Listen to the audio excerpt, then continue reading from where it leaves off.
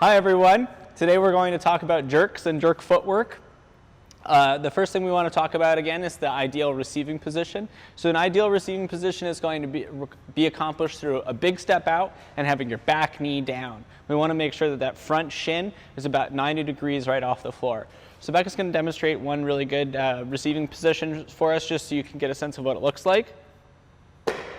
Yep, you see the back knee is, stay there. Step back knee is facing down, front knee is stepped out, and we have 90 degrees. One really important thing to notice too is that Becca's hips are right underneath the where the bar would be. So that means that all of the weight is being pushed right into her hips. Okay, so, and you'll notice that she recovers front foot first, which is really important. We want to make sure that we always recover front foot first, because if we try to recover back foot first, often we'll push the bar out of our hands. Okay, so now we're just going to demonstrate a couple of errors that are really common. So one really common error is that you don't step far enough forward. So if you do a short front step, you're just a little bit too narrow and you don't have as much balance as you normally would. Sometimes people, on the other hand, will do like a really long lunge. And again, you're sort of off balance and it's just really hard to maintain the weight overhead. Another often or frequent mistake would be splitting with your back leg completely straight. So if Becca does that, and that's very awkward and really hard to recover from, we call this kickstanding, like you're just using your back leg as a kickstand. And then the final one, you want to spin toward the camera, is a tightrope.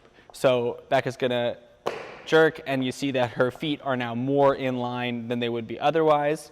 So if you do a good one toward camera now, they can see that her feet kind of split out to the side. Sometimes a really good cue would be to think about finding the corners of the platform. You want to split to the corners of the platform. Great, so that's about covers just some points of performance for the jerk and jerk footwork. And now we're going to move on to some drills that you can try to do at home. The most common one and the one that I like to utilize the most often is a jerk footwork drill. So basically you're just going to do what Becca's been doing this whole time, and you're going to go up onto the balls of your feet and then split down into your split position. Right. And you'll notice one really important thing is that she's moving down before she's not moving up at all anymore. She's moving straight down.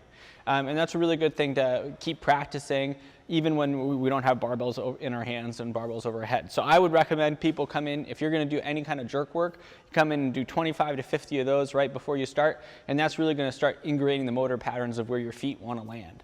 So you can do those two different ways. We can do them ballistically, so if Becca does, she actually adds in some effort into the drive and doesn't pause. She just splits hard, right? That's great. You can do them with a couple different pause variations. So the very common one that she was doing before, where you pause at the top of your extension. Do that one again. Right? So you pause, you get extended, pause, and then split. Or you can pause just in the dip and then go. Yeah. So both of those accomplish different things.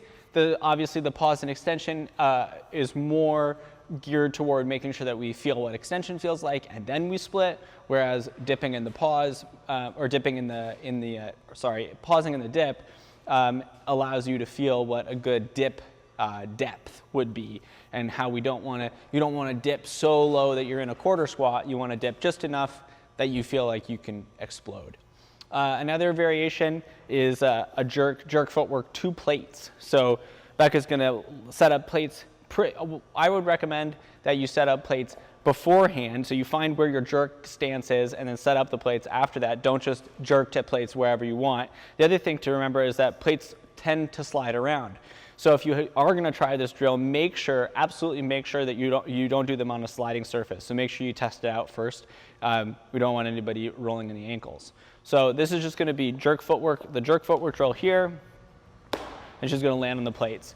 And this is a really good drill if you're finding yourself not extending enough or not jumping enough through the drive of your jerk. It really teaches you that you have to pick your feet up off the ground, because otherwise you wouldn't be able to get up onto the plates.